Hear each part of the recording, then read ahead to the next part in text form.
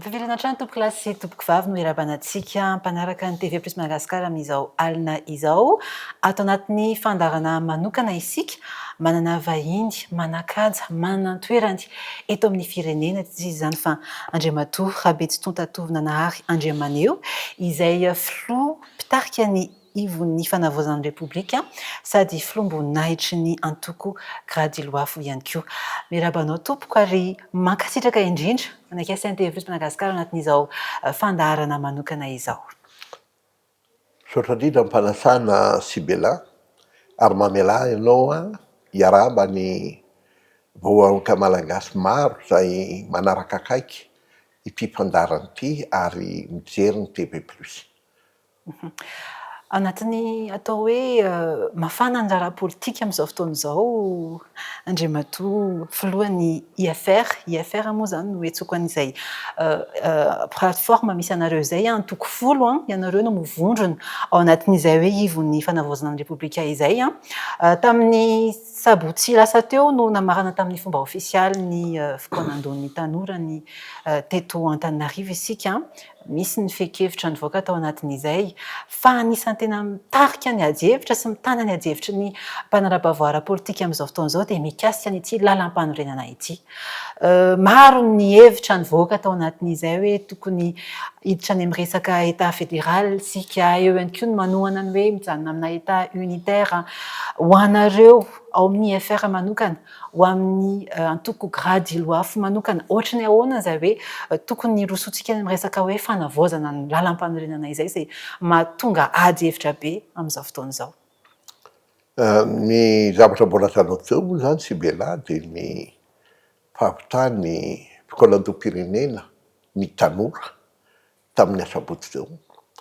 Noho izany dia miaraba aloha ny tanora manerana Madagasikara satria zava-dehibe ny nampitana an'iny ary fampisehoana fa manana tanora havanana ary tia tanindrazana i Madagasikara. Eto koa dia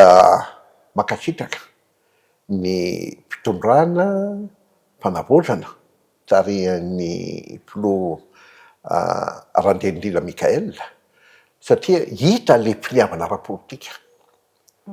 Nafahana nanao ary nahitana vokatra tamin'ny mpikonan-doha-pirenena ny tanora iny. Ny zavatra nahafinaritra dia tsy nitsabaka tamin'le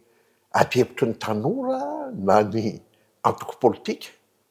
na koa ny fitondram-panjakana fa navelana lalaka ny tanora naneho ny heviny. Ary eto koa dia miarahaba ny ministeran'ny fanatanjahantena sy ny tanora ary koa ny ministeran'ny fanavaozana izay mitoto na fotsy satria tsy mora ny nahavitan'iny mpikolan-doha-pirenena iny izay mperakara tantara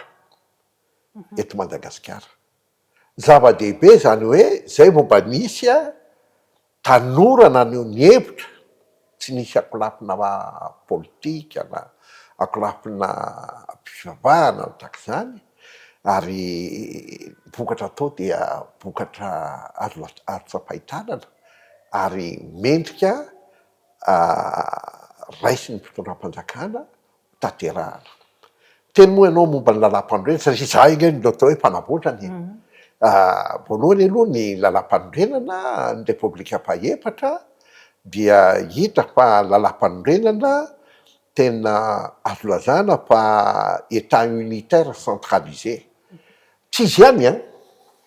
fa hatrany amin'ny Repoblika voalohany io, Repoblika faharoa io, Repoblika fahatelo io dia ny Repoblika fahefatra. Ary anisany azo lazana fa zany fitondrana misy ny fahefana vagongo aty afaratampony ity fa tsisy ny fitsinjaram-pahefana indrindra fa ny fahefana eo amin'ny fitantanam-bola na famolavolana tetim-pivoarana any amin'ny faritra tsirairay avy dia nahitana fa nihisatra be ny fampandrosoana Madagasikara. Zay mahatonga anay rehefa nanao kongresy ny Gradiloafo, nanao kongresy ihany koa toko hoe fionambe nataony EPR zay nandraisan'ny solotena faritra 4 manerana ny nosy a zay tonga teto Antananarivo ary natao tao amin'ny palais de sport na maritra tsara zay an'le hoe inona ny lalam-panorenana tokony apetraka amin'ny repoblika fahadimy de le hoe faritra lalam-panorenana faritra Mizakantena. Io zany a tokony apetraka mazava ny hoe inona ny atao hoe lalam-panorenana faritra na faritany tsy mampaninona Mizakantena zany hoe miara-miainga ny faritra 4 ampapandrosoana ny firenena fa tsy miandry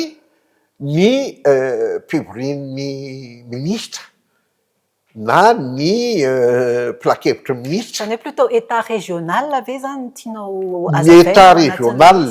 io zany a de elanelam-panahy amin'ny atao hoe état unitaire centralisé sy koa ny état fédéral. Io état régional io a dia ao anatin'ny firenena ray ary fahefana ray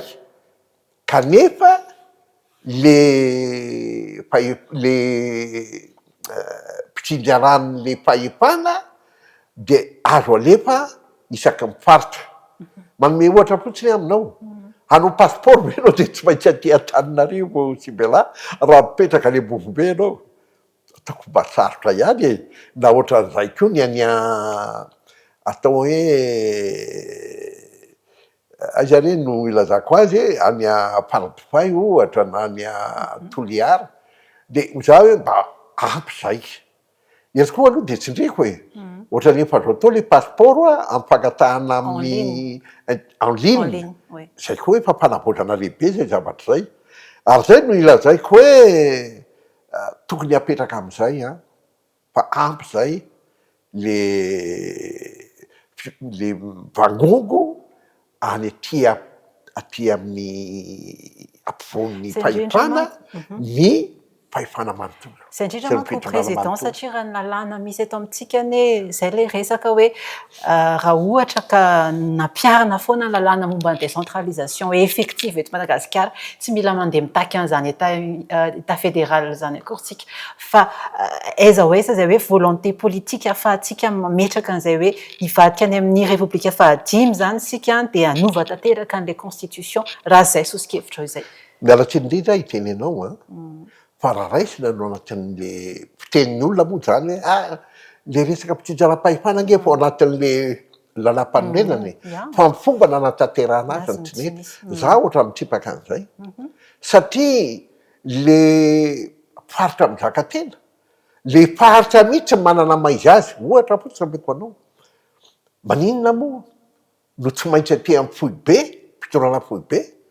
no anaovana ny fampidirana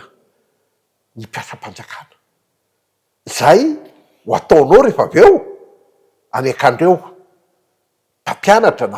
na mpitsabo fa aleo eo amin'ny faritra Mizakantena no mitantana ny mpiasam-panjakana zany hoe eo ry zareo mahalala hoe aiza ny toerana tsy ampy mpampianatra aiza ny toerana tsy ampy mpitsabo fa misy toerana ange tena tsisy mpampianatra tsisy mpitsabo e satria tsy hitany ety amin'ny fitondrana Fohibe le izy ary zay le hoe vangongo loatra aty amin'ny fitondrana Fohibe a le fahefana. Zavatra faharoan'izany koa ny fitantanana ara-bola mba tsy mety ihany kosa raha vola ohatra azo avy amin'ny lavanilina any Asambava dia aty amin'ny fitondrana Fohibe aty Antananarivo no mitantana azy. Io ange tokony mba hazava koa satria mba velao le vahoaka misitraka any amin'ny toerana misy azy a an'izay le hoe harem-pireneny zay. Ohatran'izay koa mahatonga anay miteny hoe ao anatin'le lalam-panorenana repoblika faha-efatra zao ny fokontany a tsy voambara ao anatiny ny président fokontany a tsy manana maizy azy zay tompoko ary eo ny arabako ny fanapahan-kevitry ny tanora tamin'io le fotoanam-pirenena io fa tsy maintsy atao anatin'ny lalam-panorenana vaovao ary zay angamba mba hetaheta koa mba tokony ho tanteraka any amin'ny mpikaonantom-pirenena ny hery velona rehetra zany. Zay indrindra no tiako hidirana président satria nambarany tao anatin'ilay fenkevitry ny tanora tao anatin'ilay fikanandohan'ny tanora farany iny hoe manana mena safidy isika hoe na miditra amin'ilay état fédéral na miditra amin'ny état unitaire fa tsy maintsy mandalo mandalo concertation ary tsy maintsy ao anatina fifidianana lalam-panorenana no ahafahantsika mantanteraka izay. Be eo aho zao mifanontaniako. Misy lalam-panorenana efatra karazany. Ao ny état unitaire centralisé, zany hoe le fahipana vangogo aty amin'ny fitondrana foibe. Ao le lalam-panorenana ny faritra mizakantena zay voalazako teo zany. Ary ao lalam-panorenana fédéraly na fédéraliste. Ahoana no isafidianan'ireo lalam-panorenana fahatelo io? Fa ity no tena mampiahy ary tiako ambara androany. De ny hoe hofidiana ny lalam-panorenana. Zany hoe io le atao hoe élection constitutionnelle. Anome ohatra anao Sibela. Raisiko ny faritany Antsiranana. Lany any faritany Antsiranana 5,20 isan-jato ny lalam-panorenana fédéraly. 5,20 isan-jato. Lany eto Antananarivo 50 isan-jato ny lalam-panorenana ny faritra mizakantena. Za no mba toky fa tsy hisy tsony zany hoe lalam-panorenana unitaire centralisé zany hoe zay nisy hatramin'izay hatrany amin'ny repoblika voalohany ka hatramin'izao angamba efa betsaka ny olona efa tsy mila an'izay tsony. Satria hitany lesoko atao anatin'ilay izy. Lesoko atao. Raisina indray ny any faritany ny Toliara. 50 isan-jato koa fédéralisme. Jerena no Fianaratsoa 50 isan-jato faritra mizakantena.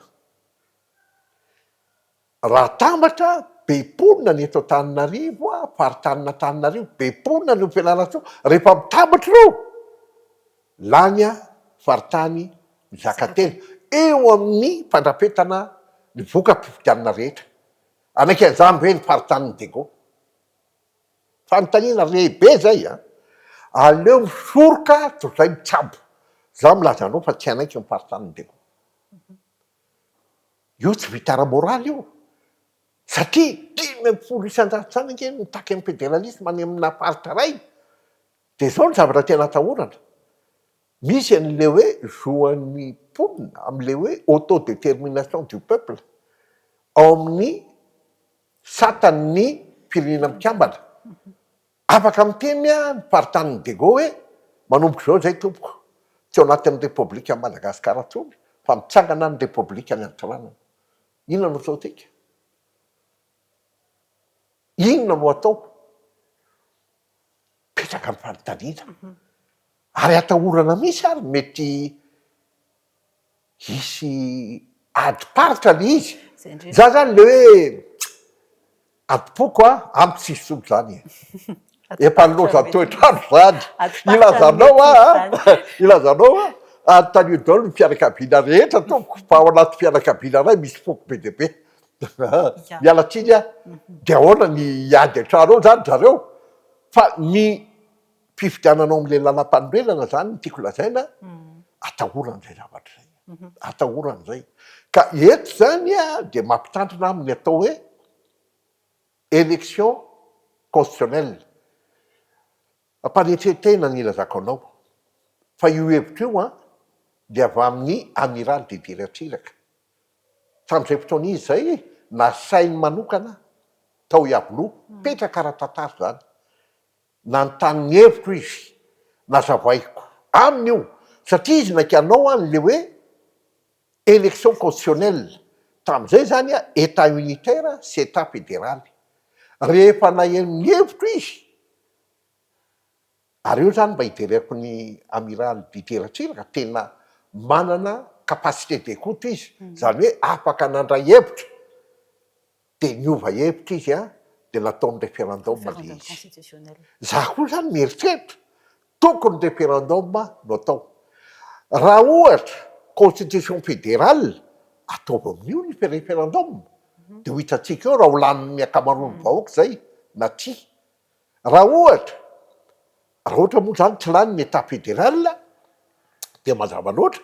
fa isy deuxième référendum mandray ilazana momikasika ny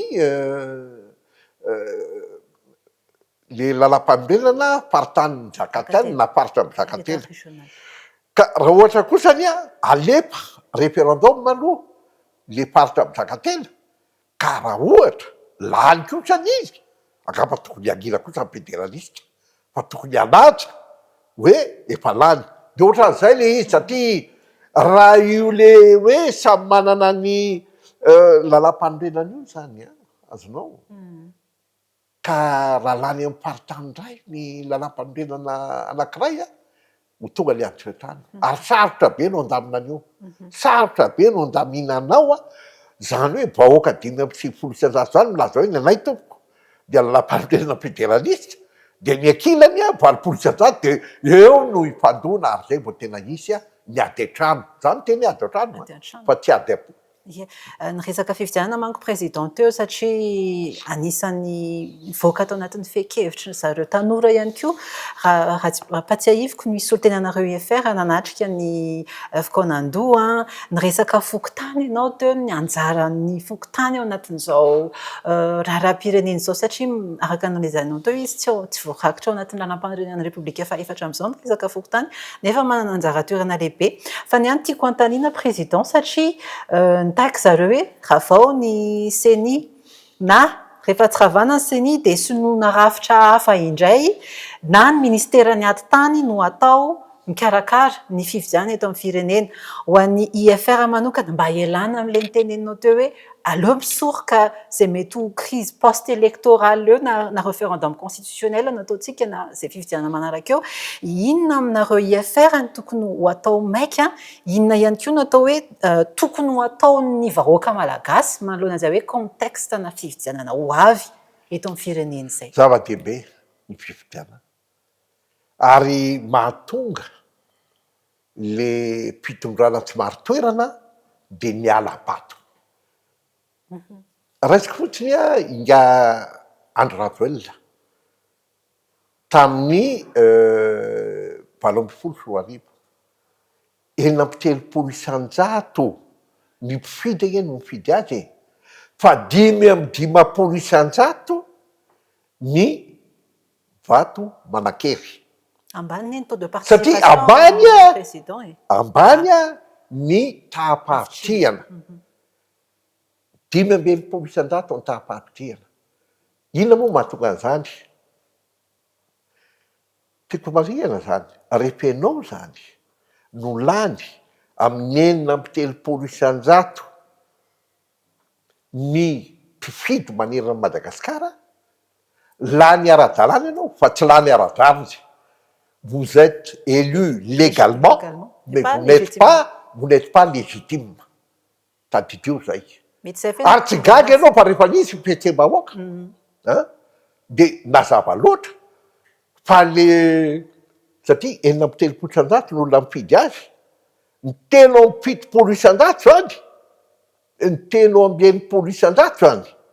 midina teny an-dalambe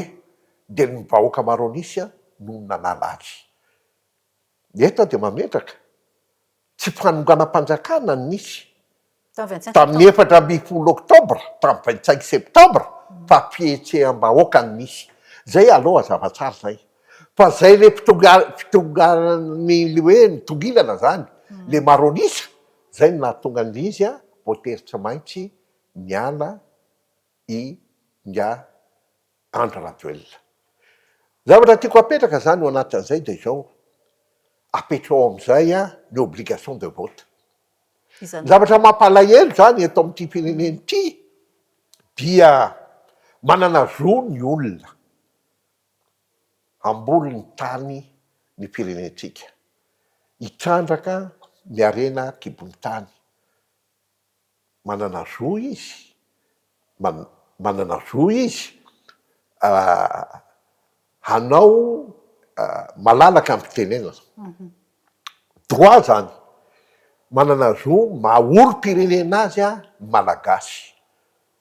fa tsy manana didy izy manontany anao a Sibela inona no didinao inona no didiko inona no diditsika tsirairay amin'ny tanindrazantsika tsy misy tareto fotsiny tamin'ny repoblika faharoa azafady hoe misy ny adidy alohan'ny fokotany le zao fokotany inona moa le fokotany fa de hoe tsy faifaika age no ale fokotany mialatsiny fa iteny fotsiny a tamin'ny repoblika voalohany a misy mietra hianda adidy atao amin'ny fireneny zany ho an'ny tanindrazana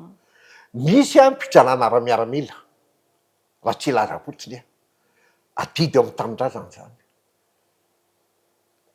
taty amin'ny repoblika faharoa mifoanana ny eto Isanda de napetraka ny service national ho an'ny tanora zany io am'izao tsika miteny zao tsisy tsony ny etra Isanda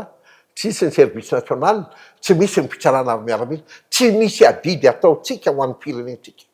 ka zao re alao a ty fifidianany ty mba adidy masina ho ataotsika ho an'ny tanindrazana zay sosokevitray atao amin'ny IFR atao obligatoire amin'ny fifidianana am'izay fotoana zay tsy ilaina akory no mandrafitra an'le hoe basket fond anamboarana ny lisy fifidianana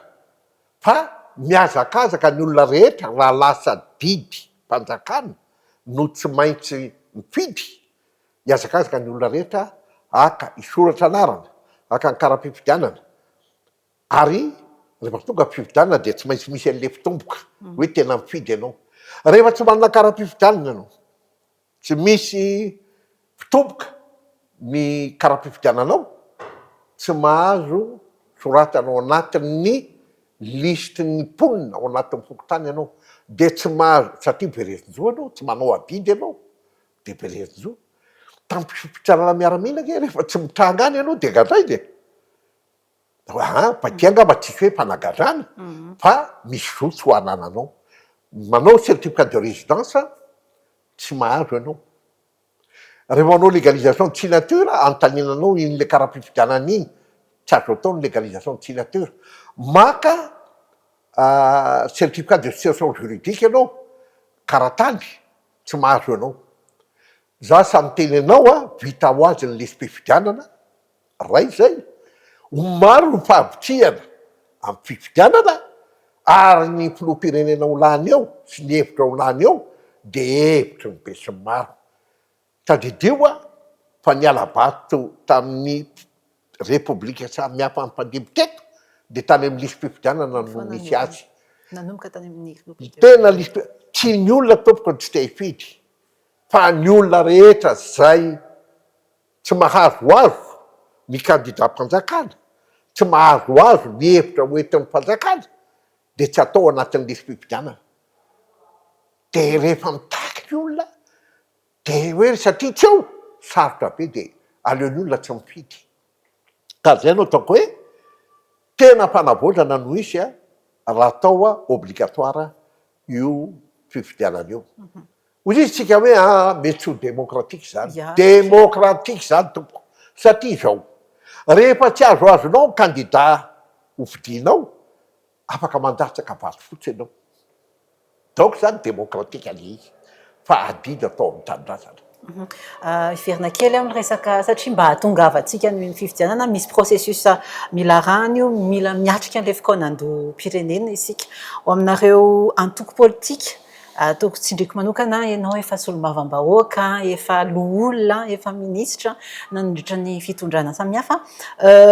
miteraka resabe manko le résolution ivoaka avy ao amin'ny fikaonando ivoaka eo indrindra amin'izao fotoan'izao président ny FFKM izay mitarika ilay fikaonando ho anareo manokana inona tena ho andrasana anatin'izay fikaonando izay mba hahatongavantsika ny amin'ny fifidianana hoe hoekeny rehetra sy iverenana ny stabilité eto Madagasikara ny teny ilaina moa zany efa nilaza zay a hoe momba ny lalam-panorenana dia mampatahotra le hoe fifidianana lalam-panorenana fa tokony fitsapakevim-bahoaka no atao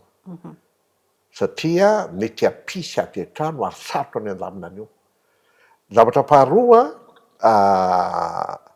ny mikasika ny fifidianana de tokony mangarahara ary milaza ny fahamarinana io fifidianana io. Noho izany momba ny fikaonan-dom-pirenena ho avy io, voalohany aloha zany ary zay mazava-dehibe le fikaonan-dom-pirenena ny tanora.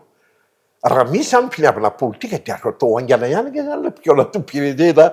ny daholobe resaka manko zao hoe mierimberina le izy de am'zao. karakaraka mpitsarazahana io no mampisy korotana na reny le mpamonomon'olona mpanaombana kidnapping tsintsitsy ataovy iaingana le fikaonan-dom-pirenena tompoko fa ilamina io. Za tena matoky an'izay ka aniko zany tokony hanao antoavy ny fitondram-panjakana ho an'ireo fikambanana sy ho an'ny antoko zay manana mpiniavana andray anjara amin'ny fikaonan-dom-pirenena ka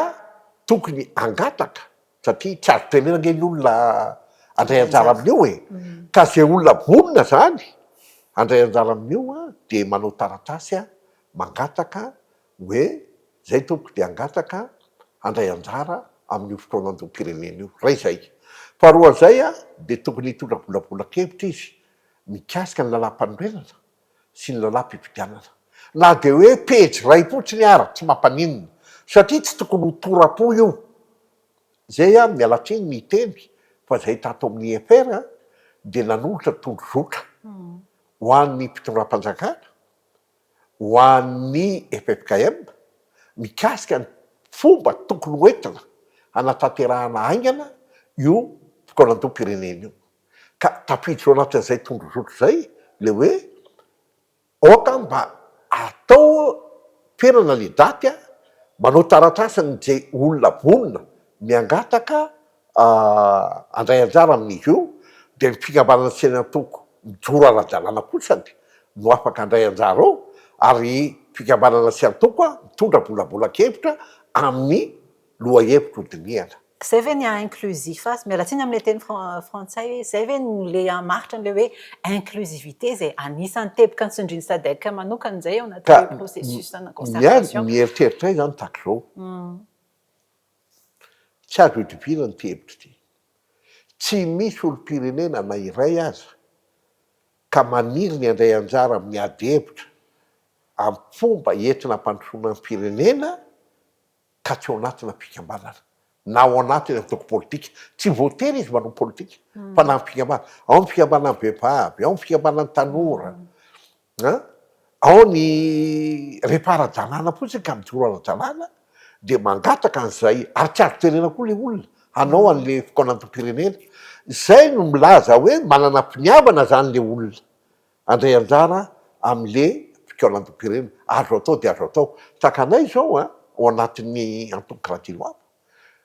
ny antoko rehetra koa ao anatin'ny EFR de efa nanontany zay ny etaetapon'ny olona any amin'ny mpikambana any amin'ny fokotany de naravina teo amin'ny commune, naravina teo amin'ny district, naravina teo amin'ny faritra ary efa namokatra zay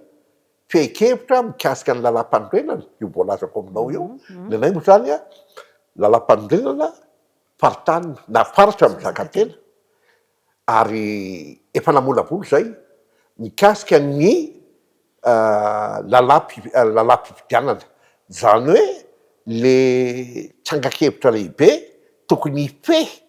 ny lalam-pifidianana. Ohatra fotsiny nge ao zany moa zany le listim-pifidianana mazava loatra fa raha atao ny obligation de vote adida masina atao amin'ny firenena ho an'olona tsirairay de mazava hoazy hoe tsy ilaina intsony nge mandrafitra an'le no tokony atao ary de hijery sao misy doublon satria mety hisy olona isorasanarana itelo na inepatra na indimy iny angamba ny tokony ho tandrovana fa ho ampidirina ao anatin'ny lalam-pifidianana koa no hoe zay manao an'izay de ho faizina satria ndikan'izay nge zany efa olona manao askety efa olona manao zavatra tsy rambina amin'ny adidy masina atao amin'ny tanindrazana ka noho izay dia ny fikambanana sy ny antoko tokony empanaka ny hevitra any am'pokotany rehetra any amin'ny faritra rehetra sy ny sisa de rehefa nde solotena mitongo zany efa hevitry ny antoko sy ny fikambanana avy any am'pokotany sy avy any amin'ny faritra sy ny rehetrarehetra. Ny FFKM mitarika azy Ny FFKM mitarika azy moa zay any de mametraka foana hoe io a tokony antoka ara-moraly satria niny nataonao ao anatin'ity le mpanavozany ity ilaina ihany ray aman-drenam-panahy. Niny nataonao ilay tsika malagasy mantsy mila an'izay le hoe tsodrano avy amin'ny ray aman-dreny zay mila ny antoka ara-moraly ny ray aman-dreny hoe tsy nisy fanavakavahana io le mpikao antom-pirenena io tsisy teritery io ary nalalaka tsara ary nivoaka tao anatin'io le mpikao antom-pirenena io tokoa ny hevitry ny be sy ny maro. Amaranantsika azy président ny IFR zany manohana ny fanavaozana amin'izao fotoana izao, manohana ny fitondrana fanavaozana ve zany nareo ohatrohatrany ahoana koa ny fomba anohananareo ny fitondrana mijoro ankehitriny? Ny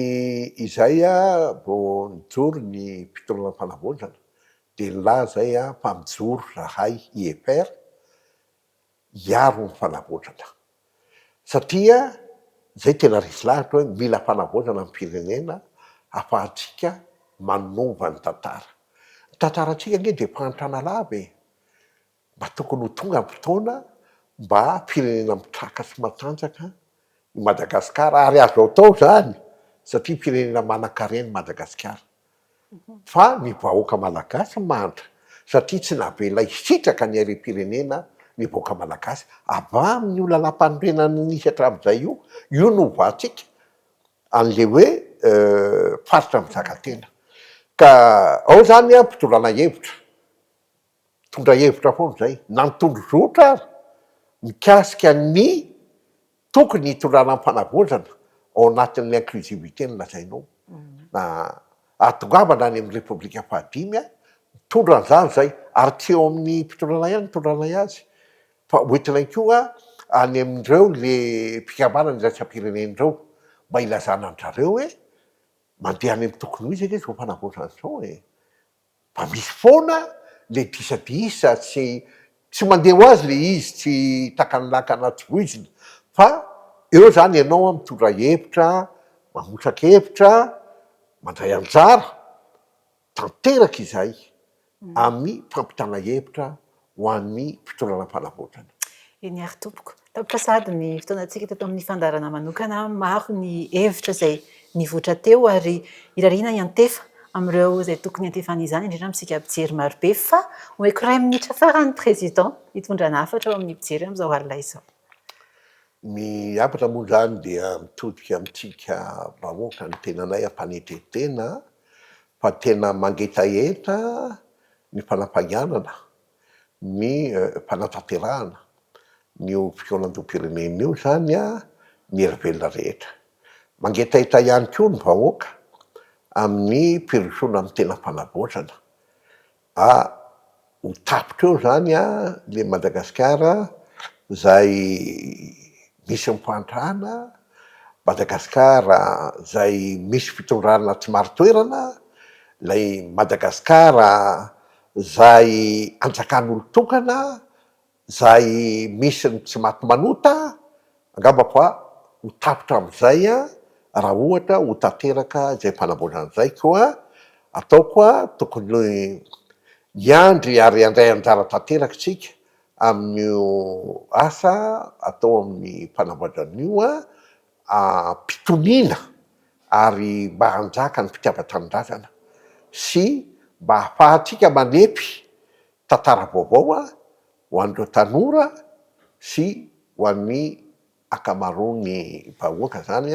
hisisaka amin'ny tokony ho izy ny harem-pirenena. Eny ary tompoko dia mankasitraka indrindra. Saodrandrindra sy bela. Andriamatoa Rabetsitontatovonanahary Andriamaneo izay filohan'ny mpitarika ny ivon'ny fanavaozana repoblika no vahintsika teto amin'ny fandarana manokana tamin'ity androany ity. Ankasitrahana felanao tanatin'izay ankasitrahana felany koa tsika mpanaraka ny TV+ Madagasikara ary manome fotoanao amin'ny manaraka indray. Filoma tompoko.